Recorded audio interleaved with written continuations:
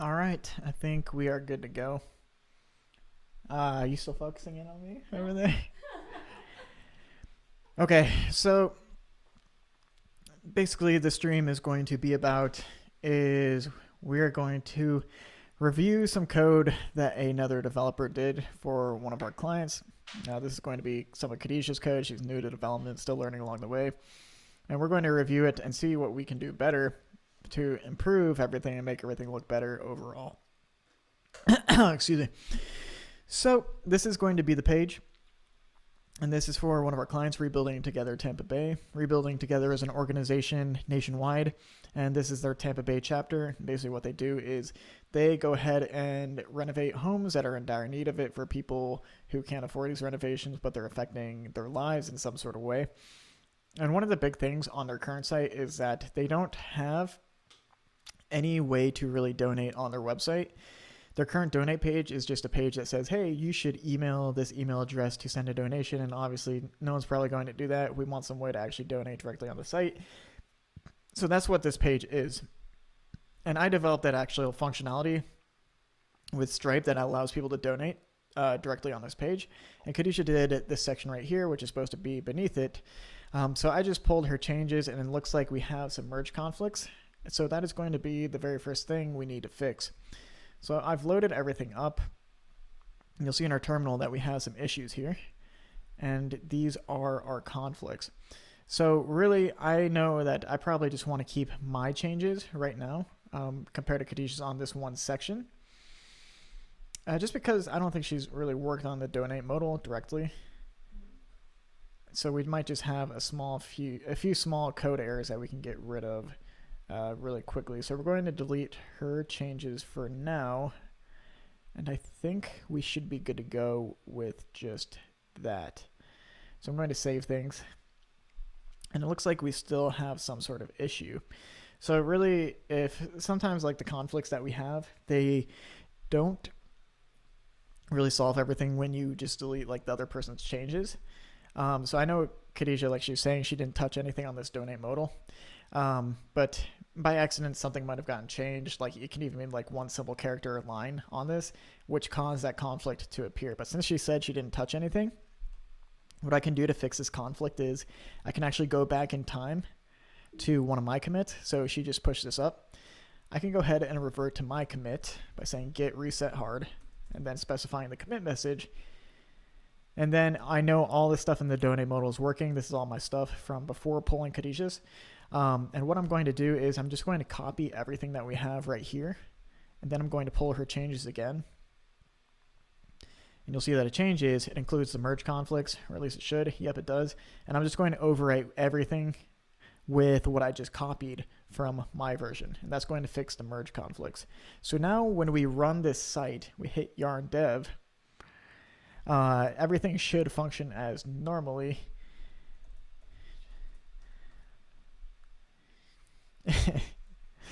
We will see very quickly.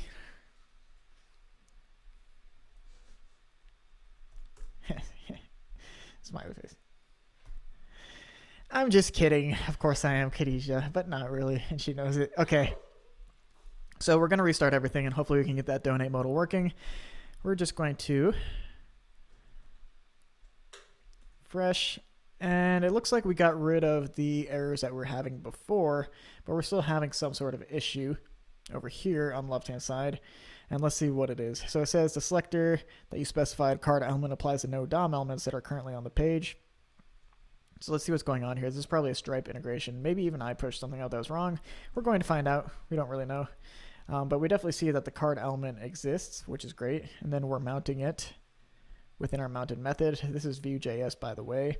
So there should be something else going on here that we're not directly seeing. So I'm going to go ahead and visit this in incognito mode to make sure that something else isn't afoot or something else isn't missing. And it looks like it's having trouble even loading the page. And I think a reason for that is I just changed my server settings. I might have to change this directly within Webpack. And yes, okay, give me 1 second. You don't really have to worry about this. This is just some default Webpack configuration changes. In order to get this to run on my computer, I had to change something on here. Basically, my PHP server is running on this port 8888, so when it's trying to load, it's just not loading anything at all, since we didn't have that specified beforehand. So we're going to go to the same page we were on now that this is working. And now that we did that method where we copy and pasted the code from the old commit message that I had, you'll see that this page is now working as needed. So this is just something I developed to donate directly to RTTBs, directly integrated within Stripe. So you can go ahead and do all your payments, insert a credit card, and RTTB will be directly, all the money going to RTTB will be directly deposited into their account without us having to do anything, touch any complicated credit card stuff. Stripe handles all of it. We don't touch credit cards. And so this is a really nice thing to do when you're doing payments for a client. So Khadijah's section is down here, and this is what we're going to be reviewing now that everything is working. So we're going to go into donate.php, and I believe this is going to be her code right here. So the first thing right off the bat is this is kind of hard to read as code just because everything is directly aligned to the left. There's not really much indentation here. So that would be the first thing that I fixed. It's just indentation. And really, when it comes to indenting stuff, I hate doing it manually. I used to have to do it manually, but now since there are better programs out there, such as Prettier, you can basically go ahead and format all this automatically. So we have Prettier set up on our website since we installed it as an NPM package within package.json. You'll see Prettier is right here as a dev dependency, which means when you install all these packages running npm install or yarn, it goes ahead and downloads everything within these dependencies and dev dependencies, which means we have this package that says whenever you save a JavaScript file, it's going to automatically format everything. And Prettier just doesn't do JavaScript, it also does HTML. So basically we can copy all of this, put it within a Vue or JavaScript or HTML file, and it's going to automatically format everything. Doesn't monitor PHP files by default. I believe they have a PHP plugin, but at the same time, it's not. I've used it once and it gave me some troubles. And so really the quickest way to do this is to just take her code, and we're going to go into one of our current files, or we can even make one, preferably a Vue file. And we're just going to create a temporary Vue component. We'll just call this temp.view. We're going to put some default code in here. This is just default Vue code. And in between these section tags, we're going to paste all of her code. And since we have Prettier installed and set on my text editor to run whenever we hit save, now when we hit save, we're going to let Prettier run through all this code, and it's automatically going to format everything in a nice way. So what we can do is we can take back all this nicely formatted code, and we can get out of here, go back to our original file and paste it back in. And now everything looks a lot nicer than it did. We can even format this a little better by selecting everything, putting it back one indentation, and then we can put this top one back one indentation as well. So now everything is nicely formatted based on what we just did, but we could probably do a little more to make this code cleaner. So looking at this, I would say overall it looks decent. Design-wise, there are a few things we could do to fix, but at the same time, I would say that's not the most important part. When you're writing good code, one of the most important things is that you're able to come back to this code and edit things easily, find things in an easy manner, and then be able to edit that later on, because sometimes if it's too lengthy or too hard to read, you just waste a lot of time trying to read and understand that code before making any changes. So my number one thing I would do right off the bat is to basically pull these SVGs in dynamically and inline them inside of image tags. And the reason for that is just these SVGs take up a lot of space. Just makes it hard to read the HTML overall. And we can make this a lot cleaner if we were to pull this SVG code in using PHP rather than inlining it like we see right here. So you can inline it, SVG will show, but we're going to make this a little cleaner. And we can do that by selecting the SVG text. We're going to cut that out of there. And we're going to go to a folder in which you can store this. So this folder is within a WordPress theme. And I believe all the images, SVGs and stuff, are stored within this images folder. We're going to go inside the SVG folder, and we're going to create a new file called check.svg. We're just going to paste everything directly on this. Doesn't matter if it looks nice or not within the file. because we're going to be pulling it in and embedding it within an image tag instead. So we basically took all these lines of code and we're going to embed it inside of one line of code rather than what we had up there. So to get images within WordPress is a little complicated, probably a little more complicated than it needs to be. But really what you want to do is you want to create a variable. It's going to be called check SVG. This is going to be equal to get template directory URI. What this does is this is a WordPress function that'll always go into your template directory, which is RTTB. And then you could select essentially what file it is you want to grab here. So we know within our template directory that we want to go inside of the images folder. So we'll go /images /svg and then /check.svg. And now this URL should be stored within this check SVG variable. And what we can do is we can embed it inside of this image tag by echoing it out. Echo out check SVG. And our alt tag for this will be check icon. So now when we save this, we see the exact same result that we had previously, but this is way cleaner because we're only using 2 lines of code compared to the 54 that we had within the check SVG file.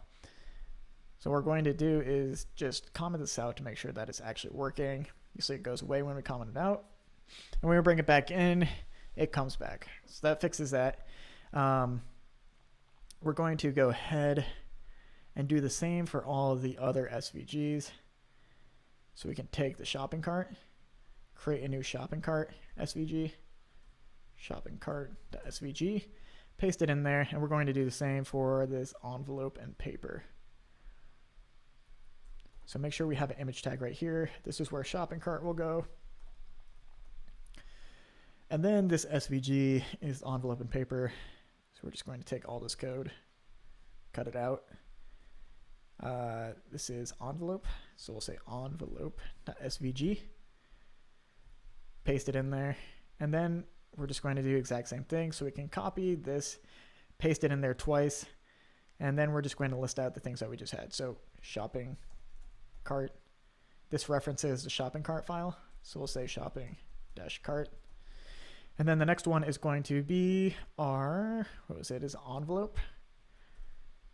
This references the envelope file. So now everything is stored within these PHP variables, but now we actually want to paste them in. So we're just going to go ahead and copy the code that we already have. Save us a little bit of time. And say instead of echoing out the check SVG, we want the shopping cart. And then we also want the envelope for this one that's supposed to go right there. So we'll take this, paste it in, say envelope, and specify our alt tags for screen reader purposes. Save everything. And now the shopping cart and the envelope both show. So you can see this is already a lot cleaner than we had beforehand. We just reduced our file size down to about like 30 lines of code compared to probably the 150 that we had beforehand. All right, so the next thing to check on this is probably going to be the responsiveness. So if we start scaling this down, yeah, you'll see there is no responsiveness associated with this. So if we were to view this on mobile, you kind of have to think, if there's no mobile design, like how would this actually work if we were on a mobile screen? I think everyone says like the most straightforward way to do this is to just have the items stack on top of each other. And that is pretty much the most straightforward way. It just gives everything a little more spacing, and it makes these not so close together, especially on smaller sizes than what we're seeing right now. So to get these to stack on top of each other, we have to look at our code. And this code is CSS classes that are using the Tailwind Css library. It's definitely my most recommended library for anyone writing CSS. It's just every class only has one style associated with it, and it just makes CSS super easy to manage and write because you're not actually going into CSS files, editing things, creating classes. You don't have to create your own classes. They just have a library that you can use for pretty much everything. So that's what she's using right here. But we need to make sure that these stack on top of each other on mobile screens. So everything by default, every Tailwind class is going to be affecting mobile. So everything here is affecting mobile, and then we have classes that we can use that affects screen sizes that are larger.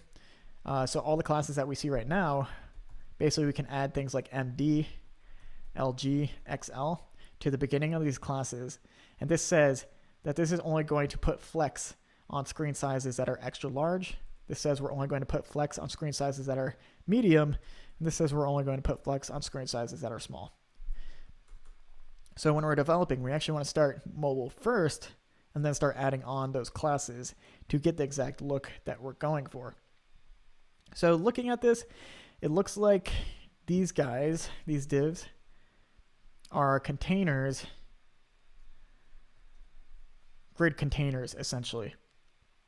So this flex element right here is making sure when we apply flex right here, this, and this, which represents each container right here, flex is saying to put them side by side on each other, which is good for like desktop screens, but not so good for mobile screens. So to get flex off of this, because we don't want them next to each other, we want them laid on top of each other, we want to make sure flex is only affecting larger screens. So we can say is MD flex rather than flex that we had before, and this is going to stack things on top of each other. So it says only put flex on screen sizes that are medium size and above, and medium is about 768 pixels. So we're looking better, but we still have some issues. Obviously this text is a little off. Same thing with this text over here, and there are definitely things that we can do to fix this. So overall, I think we can just go ahead and inspect this element. This is our paragraph tag, and you'll see that it has a max width, but it doesn't really have a way to center the element right now. So we can do text center, but it's centering things inside of the container that we see right here, but the actual container itself is not centered. So the way to fix that is if you have a max width element, this has a max width associated with it. You'll see down here of 28 rem. If we want to center this, what we're going to do is add a class of MX Auto, and that just sets the left and the right margins to be automatic, which in return will center your element. So you'll see this is centered now.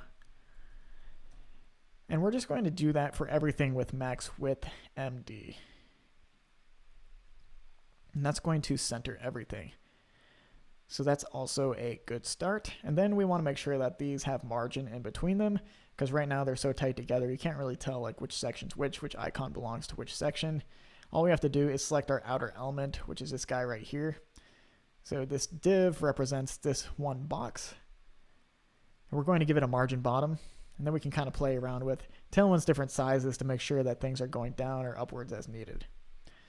We're going to give it an MB 24. That looks like enough space. And then we'll give our next one an MB of 24 as well. So margin bottom 24. And everything looks pretty good right now in regards to grid layout. So now that we've done things on mobile, we now need to make sure that things are affected on desktop, tablet, whatever size we need that are larger than this. So we know we apply flex only when we get to 768, which is about right here. And I would say that probably works. We probably, just to be safe, we could say that this should be large screen sizes instead. So keep stacking here until we get to about right here. And this just gives things like a little more padding compared to what we had previously. So that's pretty nice as well.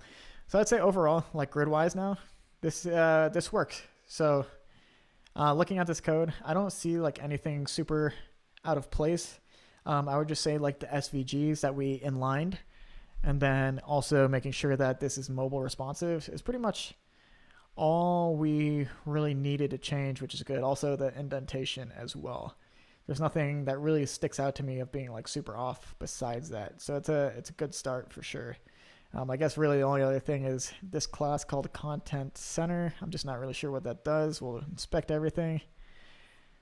Okay, so it says align content center. I don't really think we need that, so we can go ahead and get rid of it. We probably don't even need this flex either. We can get rid of that too.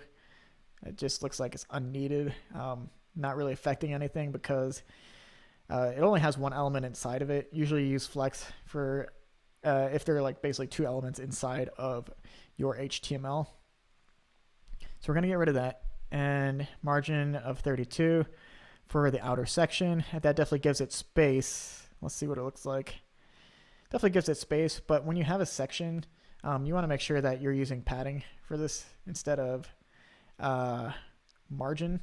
And really, we only want to make sure that the padding is on the top and the bottom, because the padding on the sides, we don't really need to worry about, because everything is taken care of by this container class, which basically restricts everything to the center of the website, everything to the center, and it automatically has that MX. It has that MX auto on it as well, which automatically centers everything. So that's pretty cool. Everything besides the CSS classes is looking pretty good, I think. I'm just looking through it really quickly one more time. And yeah, I would say it's all pretty good. I'd say like the last changes I'd make here are probably all design changes rather than anything else. So let's go ahead and implement those. I'll say these are all minor things. First design change I would do is probably just make the headlines a little smaller. They probably don't need to be this big right now just because they really stand out, especially because they're already bolded. I'd say like try to find a happy medium in between what we see right here and what we see right here within the body text. So we can go with our Tailwind font sizing classes and try to mess around to find something that'll work. That's a little too big. Gonna go to 3XL. This is a little too small, so it looks like 4XL is probably the choice. I'd say that's probably a good one to go with, is text 4XL. So we're gonna go with that. So Tim Lempicki says, "What's with the dust on your camera?" I don't know, man. I might have to brush off the screen a little bit, which I can definitely do in between streams. But yeah, sorry if it annoys you. I know it sucks. I just set it up today, but we'll wipe it off. So we're gonna keep going and add the text 4XL onto each of these. And now these are a little smaller, starting to look a little better. Something else that you can do here to make this all kind of work a little better for the user and look better overall is make sure that the body text is a different color from the actual headline text. So what this does is it just helps the user separate visually the different types of content. So obviously this paragraph text is different from the headline. And a good way to indicate that just by a visual cue is to lessen the contrast. So if we make this a text of gray rather than black, let's just say like text gray 600, you're going to notice we definitely have more separation between the body text and the actual headline. This is probably a little too light. It's kind of hard to read, so we want to make sure that this is a little darker. We'll go 700, and I would say that's looking better than what we had before. It's probably also like a lot of margin between the actual headline and the paragraph. And so what we're going to do is we're going to get rid of this padding bottom on the headline because there's already margin associated with the headline by default. And since we have the separation of this lesser gray compared to the darker gray, things are just going to flow better than what we had before. So we're going to do that for all the H2s. And what we can do is just copy, or excuse me, not all the H2s. Yeah, actually it is all the H2s. We're going to do that for all the H2s. Let's get rid of the padding because we have that contrast now with our paragraph text of text gray 700. We're going to copy text gray 700 and paste it on to our paragraph tags to give our paragraph tags more separation from the headline. Now things are looking even better than we had before. So we're almost done, I would say. I'd say like the next part we want to focus on is definitely going to be these links at the bottom. So the next part is going to be basically changing these into something that a user knows that they can click on. So obviously user knows that they can click on this because they're green. You hover over them and they give you an underline. But there are things that we can do better to help indicate that these are all clickable. And usually when you have columns like this and there's something at the bottom, we usually call that a call to action, and good call to actions are usually some sort of button design. Let me check out the comments real quick. Do you like coding with all these individual classes rather than just add styles to the target for the H2 example? Yeah, 100%. I used to code the other way with just adding like one class and then kind of going into a CSS file and then writing those classes out directly. And you'll see like this site that we took over, like it has the same kind of CSS that you're talking about. And I used to do things this way, but now I never do. I really like this library with just adding the classes because I never have to go to a separate file And I never have to think of any class names because I already know all the class names associated with Tailwind. And if I ever need to edit something, I can just delete it right here instead of going to that file and editing that one class. Basically, it allows you to memorize just exactly what classes the library gives you. It reduces the stress of forcing you to think of any other classes. And if another developer who uses Tailwind were to hop on your project, they wouldn't need to know the exact classes that you created for your project in order to get up to speed. They just need to know the Tailwind classes. They can edit things as needed, and they can also copy and paste all these classes without worrying about the CSS and get things working. So that's why I like working like this. I know it seems weird at first, especially if you're used to the old way, but I would definitely recommend just giving it a try. Every developer that I've introduced this to has loved it, so I definitely just recommend giving it a go. So next thing we're going to do is basically target these links at the bottom and make them look more button-like. So what we can do here is we have the anchor tag, which is basically sending users to a different site. And so we have this anchor tag. We don't really need this paragraph tag at all. The anchor tag acts as basically a tag for the element inside of it. So we can get rid of the paragraph tag. And since we got rid of the paragraph tag, it's going to unstyle what we just had here, but we can still style this in a way that makes sense. So to make this a button, what do we want to do? We probably want to give this a set width. So we'll go ahead and give this a set width of about 32 with Tailwind and give this a background of brand green. And let's go ahead and make this text white, like so. All right, things are coming together, starting to look a little more button-like. We want to add some padding to this button, of course. I think this width is actually taking effect, probably because this isn't a block element, but let's just do things without the width for now. So we have a padding of 4. Let's make sure the padding on the sides is larger than the padding on the top. So px8, we're going to add a py of 4 because that looked pretty good. All right, definitely looking more button-like. Let's make sure this text is bigger because we want to make sure it's not hard to read. That actually got smaller. We'll go ahead and increase that. All right, that looks a little better too. This is a donation page, and this is definitely like a friendly-ish brand. So whenever you want to give off the feeling of friendly, I always recommend rounding the corners. So we're just going to say rounded. We're just going to, if we zoom in, round the corners of the button.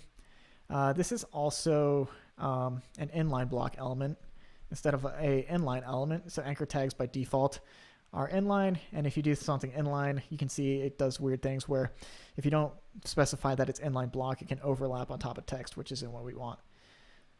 So if you make it inline block, it takes the margin padding into effect and it'll push this down. So now that this is inline block, there are a couple of ways we can center this, but the easiest way is to just wrap this in a div tag. And since the element inside of it is inline block, we can say text center, and this should center in the middle of the text. So now that is centered, and we can give this div a margin top to separate it from the text above it. So definitely looking a lot better than we had beforehand, because this link is more indicative that this is something you can click on compared to this link over here. Let's go back to the chat. Tim Lempicki. But if you have like 20 elements to change, doesn't it get annoying to change them all rather than updating CSS? I will give it another go. I was always taught to separate presentation from content. You're definitely right. Like everyone teaches it the way you're talking about, where you separate the presentation from content. But I'm definitely like an advocate of teaching people the other way to do it, where you combine the styles and the content together because it reduces the amount of files you have to go into. Now you definitely raise a valid concern in regards to, well, what if we have an element that we want to repeat and it just has a crap ton of classes and we only want to change it in one spot? It's used across the entire site. That's definitely a valid concern. And if that is the case, like for this button per se, thankfully Tailwind comes with a very good system to create these kinds of classes. So if I were to create like one specific class using Tailwind that I want to be able to update across the entire site, like you were mentioning, I basically copy and paste all these classes into my style.css folder. And this might be the wrong style folder. Let me make sure I'm referencing the right one. Here we go. Okay, so I'm going to go inside of style.css. and I can create a class. I'm going to call this .btn for button. Hopefully, I don't think there's another class in here called that, so I think we should be okay. But using Tailwind, you can use this apply directive and paste in all the classes that you have right here. Save it. And then you can just copy this class, put it on here. And it should take effect given that no other elements are using btn. And let's go ahead and make sure that this is compiled. Okay, so it looks like this also has bootstrap associated with it with btn. So we'll want to change this to something else. We'll just prefix it with tw. So this is a Tailwind button rather than a bootstrap button. So if we save that now, let's see what we see. All right, so if we do a hard refresh, now you see our Tailwind button is taking effect. The cool thing is we just use all of our Tailwind classes right here within direct CSS, and now we can use this class we just created on all of our other buttons. So we go to our next button, do good while you shop. Obviously, the HTML is a little different here, so we'll just go ahead, copy our previous HTML, grab the text, and paste it in. It still has that Tailwind button class, but it obviously has different text now as well. You'll see that we're just reusing that same button class that we had, and we can use this anywhere on our site. So we still get that composability that we need if we were to use this across the entire site. So it's really nice, but we can still use our Tailwind classes directly if we're only affecting a few things, and such as like layout. I really don't like having grid classes for layout because I always find myself going back and editing them, where I just want to copy and paste something without worrying about SCSS. So that's why I inline some stuff. It just makes it a lot easier than having to think of that class name going into this file and then adding things directly. So that's kind of the whole purpose, like Tailwind, like some of the ways to kind of curb some of the reservations people have against using it, such as like putting classes, so many classes on your HTML. So going back here, Khadija, she's the developer who developed this portion that we're refactoring. She did a good job. Just some minor things to fix, but really good for a beginner. Should those buttons for other ways to donate match the more rounded buttons in the header? Okay, so she's asking, should these match these up here? I would say like it all depends on the styling of the site. For the most part, I try to keep things as consistent as possible. I would say like really the only reason to have this differentiation is if you really want the user to focus on this donate button, say like, hey, this is supposed to stick out more than these buttons down here. And you can kind of like look across the rest of the site and see exactly how it was designed and how the other buttons are. So I would always recommend, this is definitely like a family-friendly site that you want people want to be like welcomed into the site. So I always recommend the buttons being rounded. You'll see the original design doesn't even have the buttons rounded. So my recommendation would be not change everything unless the client's paying you to and you have enough free time to change all the buttons. But when any pages that you're doing going forward where they're round, you know it needs to be family friendly. Like any pages you going forward, start implementing those rounded buttons, and then you can talk to the client at another time. And if they want to basically do updates to other pages on the site, then you can start rounding things out. But I would keep this up top super rounded, and these ones just a little rounded, just to make sure that we're emphasizing the donate button more, and making sure that this stands out compared to everything else, because this is one of the most important parts of the site. It's always going to be there, and we want to make sure that it sticks out compared to anything. And yeah, Tim Lempicky, that's very cool. I need to learn SCSS Tailwind. Thanks for the tip. Yeah, man. I think I know like a few good Tailwind resources. If you're curious, definitely check out just Tailwind CSS. It's super well documented, and they have a page for resources right here. So I believe this. Okay, so this is like more like resources, not for really learning. I would just go through documentation to like learn this honestly. And there's this guy. His name is Adam Withan. I'm not sure how to pronounce it, but he's basically the creator of Tailwind. You can search him up, and he goes through some of the reasons like Tailwind is used, and he's basically doing kind of the same thing I am right now of like going through different sites and creating them using Tailwind. I believe he has some stuff for like beginners that you can check out. So I definitely recommend, if you're new to Tailwind, check out this dude's YouTube channel. Make sure you subscribe to him because this framework is awesome. And definitely, just go through this and you should be good to go. So looks like we have some encoding issues. Yeah, I'm definitely aware of that too. So you're talking about like this stuff right here. Thankfully, this is just like the local version of the site, and we don't have to deal with this as an issue too much. This is all working on the live site, thankfully. But since I pulled the database in from the live site, I'm not sure like what server we pulled from directly, but obviously it's having some issues. But since we're just doing a different page that's completely different, we don't really have to worry about it too much. But that's why you're seeing what you saw right there. It's just we're pulling it from a different server and it's not really encoded correctly on our computer. But it's not something to worry about. We're just really doing this whole page separate from the rest of the site. So we should be good to go. But yeah, I think overall we're looking good with everything right here. We created the button. There's still an issue when you hover over it, we make it turn green and it has this weird underline. There are definitely cooler things we can do with this. So what we're going to say is for each button, when you hover over it, it's just going to stay white. The text is going to stay white until one has this cool hover directive that specifies it should stay white. So you'll see it stays white now.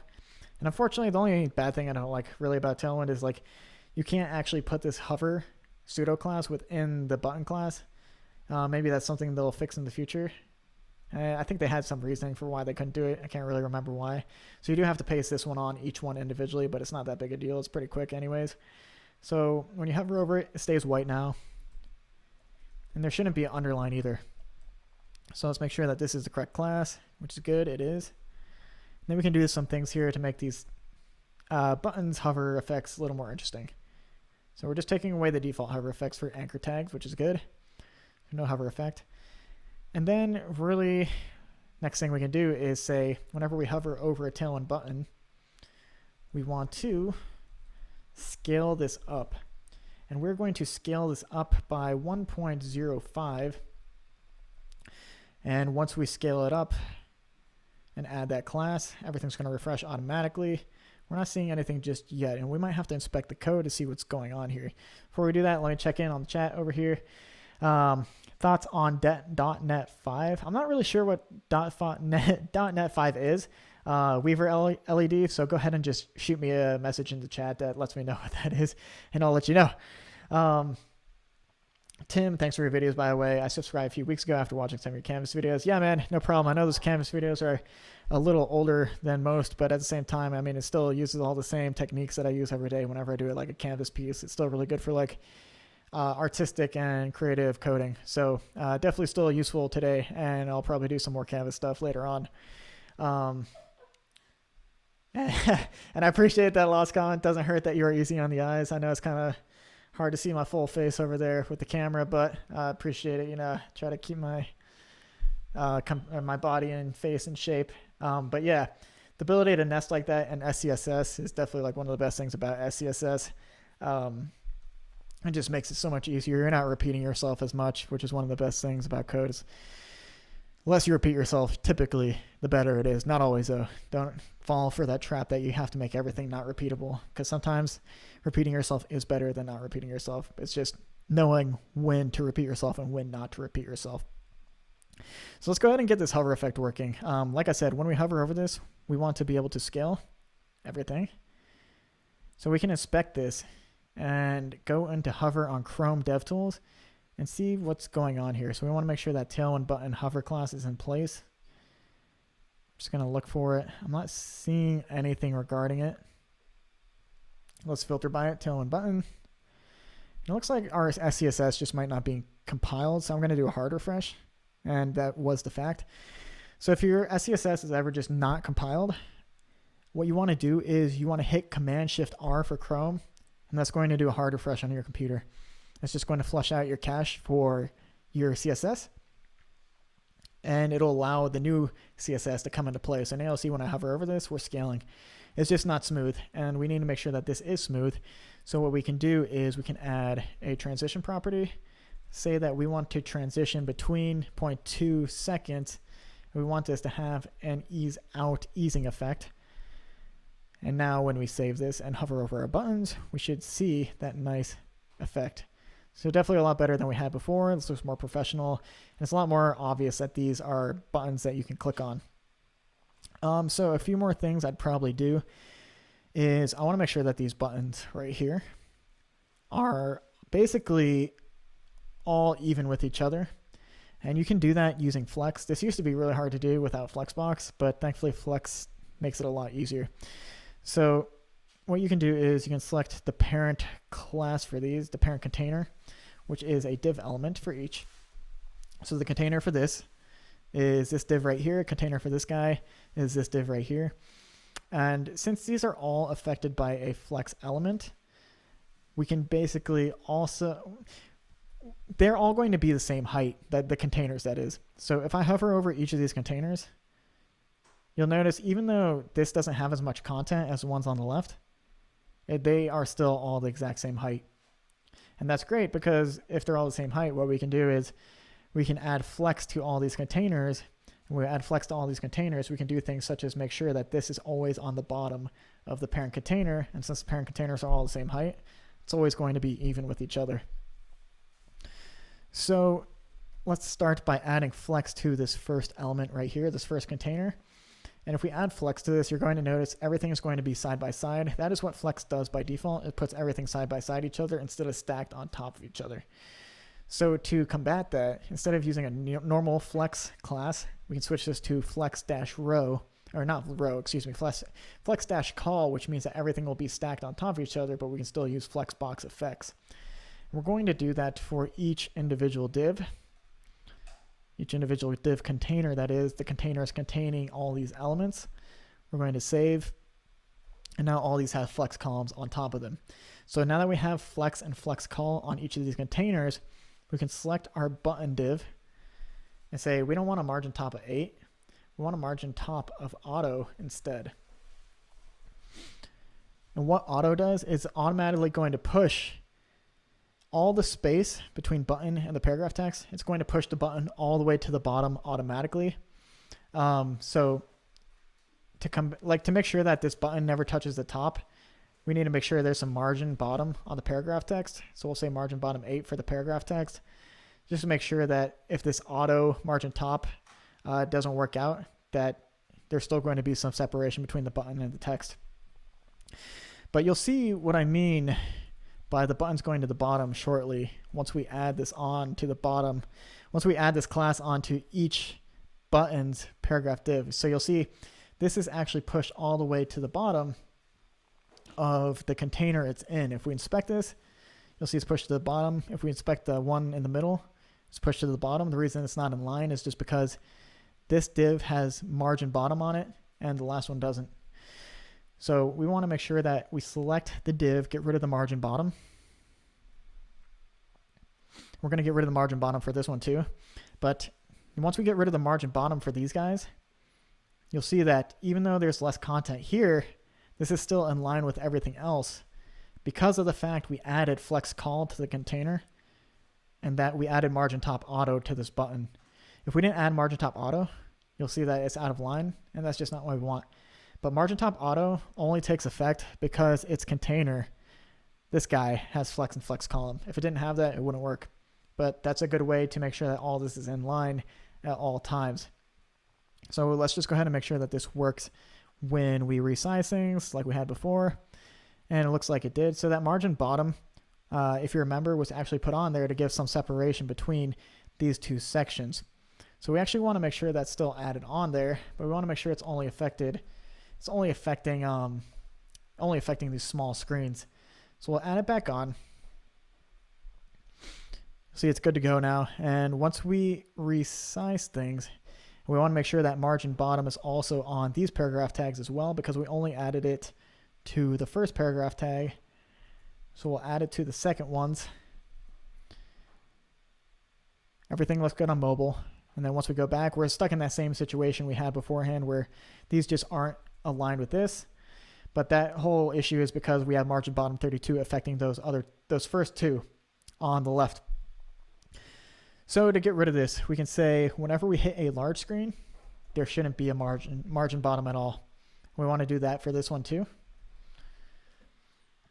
This is a really quick way to write media queries with Tailwind with the LG prefix. But that gets rid of everything. all the margin issues that we have, and it fixes things all together, and it should still work. We should still have that spacing when we start sizing things down. We do. So it's good to go. We have a mobile responsive section, and it's looking a lot better than what we had prior. So looking on the right hand side, Tim, I have a lot of catching up to do after doing web dev in the Army for 6 years. And having to support IE 7 and 9 for too long, I never got to use too many CSS 3 features. And don't mean to take over chat, sorry everyone. Don't even worry about it. I don't think any of the 8 to 12 viewers are gonna care that much. Eventually we'll start growing the channel a bit more, get more people in here. But yeah, I mean, you're definitely in for a treat, I would say, not having to support IE 7 or 9 anymore. There's just a lot more stuff that you can do in a lot more scalable manner that makes your code cleaner and makes your life more enjoyable. You don't really have to care much about those browsers anymore, which is really nice. So usually I only support like IE 11 or above, and Flexbox even works on IE 11 now, or I guess since whenever IE 11 was developed. But yeah, I definitely use Flex for everything. It's just really nice way to get things in line and fix things where you want all these aligned and stuff like that. So I would say that's probably going to be good to go for this section. If I were to touch this up a little more, I'd probably just add a little more padding to the top and bottom of this. And maybe we can just do that really quickly. I'm not sure if Tailwind supports PY48, which just gives more padding. Okay, I guess it does. So we gave it more padding on the top and bottom, just gives it a little more white space, makes it a little more breathable room, easier to read and so forth. Make sure that still looks good on mobile screens as well. And there we go. Perfect. Okay, so I would say this section is good to go. Maybe there are like a few more things we could do, make it a little more interesting, but overall it's a big improvement from where we were, and everything works on both mobile and desktop. So finish up with some comments, do a little bit more Q&A before we finish up the live stream. Tim says, hate doing meter queries. I always forget the syntax. Yeah, I hate it too, and I still forget after developing for like 6-7 years with CSS. I have to look it up every time. But thankfully with Tailwind, it just makes it easily memorable, because all you do is add the LG, the SM, the MD, or the LG, and it just fixes pretty much freaking everything. And it just makes it way easier to remember. Definitely recommend using it at all times. So does Tailwind only use multiples of 8? Not necessarily. I'm not really sure like Tailwind's decision for like their numbering system, but you'll see they should have a section on spacing that kind of goes over their default spacing scale. So if we look right here, their default scale is actually 1, 2, 3, 4, 5, 6, and then it goes to 8, then 10, then 12, then to 16. So it's like increments of 1 to 2 to 4, and then eventually goes by like 8, 16, and so forth. And like I said, I'm not exactly sure like the exact reasoning. I think it's mainly because of these sizes are all noticeably different from each other than they would be if you were to just use like a linear scale. I'm not really sure for like the names, but I'm sure there's some sort of reasoning for it. Just you have to figure it out, but it's easy enough to remember once you get the hang of it. Obviously, I'm using it pretty quickly in all this development, so I don't even really need to visit this unless I'm searching for something that I don't really use too much. So any more questions? I'll give about a minute or two for any questions you guys have in the chat. Just post them in there. I'll be sure to answer, and then we're going to go ahead and close up the live stream for tonight.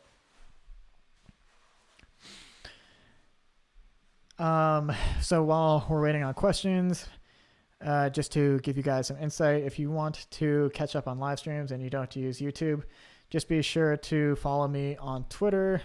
My Twitter handle is going to be twitter.com/Christopher4Liss. Typically, I post everything that I'm doing here or within my life regarding Chris courses or work on this Twitter. Like you see right here, I'm posting the live stream as well. If you want to catch up with live streams, just see what I'm up to, such as designing my studio for today, whatever. Or if you want any more classes, just be sure to follow this. Might as well also plug in chriscourses.com if you guys want to go ahead and track your progress as you view different courses that you see on YouTube, such as like the HTML5 tutorial for beginners, the Web Apps for a Beginner course. You can just go directly here. And once you log in, so if I log into my account, I think we're back up. Okay. Just want to make sure. Okay, I think we just crashed for a little bit, but I'm assuming we're back on right now. Yeah? Okay, so now we're back on. Just finished the courses plug. So you can track your progress on here. And yeah, obviously some of this is going to be premium since this is kind of like my business site. But if you'd like to get access to the first Chris Courses premium video, it's only one video so far, but I'm kind of making this premium as I go. You can easily sign up. Just hit the video, unlock the lesson, and once you sign up and log in with a premium account,